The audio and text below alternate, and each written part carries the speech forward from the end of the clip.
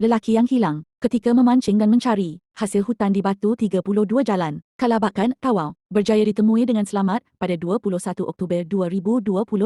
Jabatan Bomba dan Penyelamat Malaysia, Tawau memaklumkan sehari ke-6 bermula di starting point di Batu 32 iaitu daripada kawasan peletakan utiliti dan logistik semua agensi SAR yang terlibat. Kumpulan di seramai 6 anggota Perton Tiger menemui mangsa di kawasan Permatang kira-kira jam 7.43 pagi. Mangsa dibawa keluar oleh anggota Perton Tiger pada jam 8.28 pagi dan tiba di pos kawalan pada jam 10.20 pagi dalam keadaan selamat. Mangsa dikejarkan ke klinik kesihatan Kalabakan menaiki ambulans atau untuk menerima rawatan lanjut. PM Sabah memaklumkan anggota membawa mangsa ke klinik kesihatan Kalabakan menaiki ambulans untuk mendapatkan rawatan lanjut. Seterusnya pihak KKM membuat pemeriksaan dan memberikan rawatan kepada mangsa. KKM memaklumkan keadaan mangsa dalam keadaan stabil dan tiada kecederaan serius. KHETUL bin Saharin, 31 tahun, dilaporkan hilang sejak 15 Oktober lalu.